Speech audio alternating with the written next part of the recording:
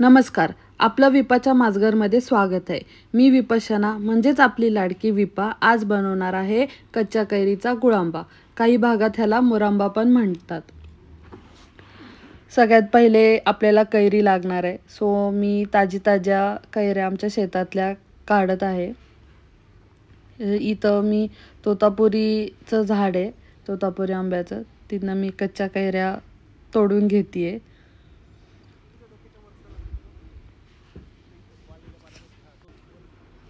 आमच्याकडे तोतापुरीच्या कैऱ्या आहेत म्हणून मग मी ह्या वापरल्यात गुळांब्यासाठी. तुम्ही दुसऱ्या पण कोणत्याही कमी आंबट कैरी गुळांब्यासाठी यूज करू शकता. मी कैरी काढलेली आहे बघा. ह्या प्रकारात खुडीमध्ये कैऱ्या आलेल्या आहेत. मस्त असा वास येतोय त्याला. मस्त असे फ्रेश आणि ताज्या कैऱ्या आहेत. तुम्ही बघू शकता, हिरव्या हिरव्या मस्त मस्त ताज्या आता मी कैऱ्या तोडलेल्या आहेत. आपल्या शेताचा तोतापुरी आंबा आहे. तुम्ही कोणती पण कैरी घेऊ शकता. बघा कसे फ्रेश आहेत. हे जास्त आंबट पण नसतात. तुम्हाला जर आंबट हवे असेल तर तुम्ही दुसरी पण कैरी प्रेफर करू शकता. आता आपण ह्याला सोलून घेणार आहोत आणि गुळांब्यासाठी किसून घेणार आहोत. आता मी एक कैरी ह्याला सोलून घेणार आहे. प्रत्येक कैरी आपल्याला सोलून घ्यायची आहे. ते आता ताजे असल्यामुळे त्याचे साल कडक आहेत. थोडंसं अवघड जाते ते सोलायला. पण ताज्या कैऱ्याचा गुळांबा खूप छान होतो. त्याच्यामुळे तुम्हाला जर ताजी कैरी कुठे मिळाली तर त्याचा जरूर तुम्ही गुळांबा ट्राय करू शकता. या पद्धतीत माझ्या कैऱ्या सोलून होत आलेल्या आहेत. तुम्ही बघू शकता अशा सगळ्या कैऱ्या सोलून घ्यायच्या आहेत. त्याच्यानंतर आपल्याला त्याला किसून घ्यायचं आहे.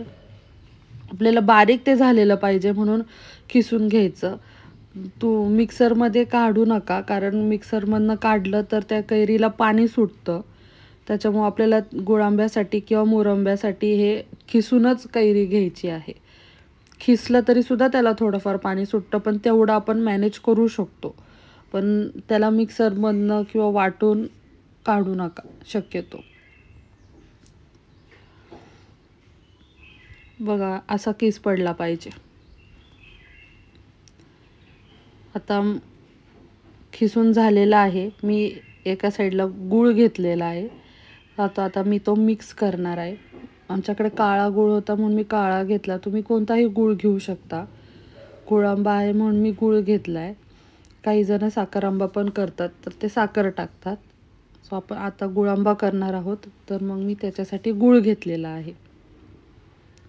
मी त्याला पहिल्यांदाच हाताने मिक्स करून घेते कारण ते व्यवस्थित मिक्स होतं म्हणून. तुम्हाला पाहिजे असेल तर तुम्ही गॅसवर ठेवल्यानंतरून सुद्धा मिक्स करू शकता. It's totally optional. आपण चुलीवरती करणार आहोत म्हणून मग मी चुलीवरती कढई गरम करायला ठेवलेली आहे. चुलीवरचा एक वेगळाच फ्लेवर येतो. कढई गरम झाली की आपण बनवलेलं गुळांबाचं सगळं आता त्याच्यामध्ये टाकणार आहोत.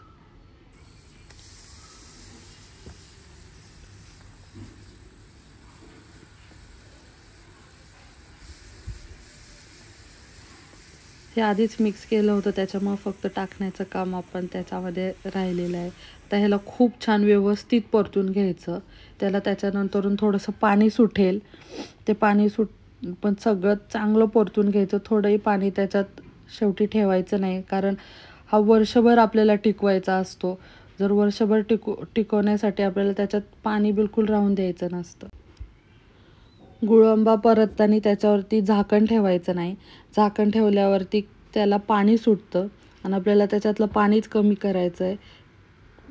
जर पाणी त्याच्यात राहिलं तर तो टिकत नाही जास्ती दिवस.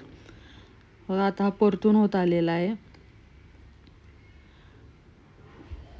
अजून परतायला लागणार आहे. हा खूप एक्स्ट्रीम लेवलला पण परतायचा नाही, नाहीतर मग तो कॅरमल होतो. एवढा असा परतला तरी चालतो, कारण ह्याच्यानंतर तो अजून थोडा घट्ट होणार आहे. हा रेडी झालेला आहे बनून. तुम्हाला आवडत असेल तर तुम्ही त्याच्यामध्ये वेलची आणि लवंग पण टाकू शकता. अशाच रेसिपीच्या नवीन नवीन व्हिडिओ बघण्यासाठी माझ्या चॅनलला लाईक करा, सबस्क्राईब करा आणि शेअर करा. थँक्यू.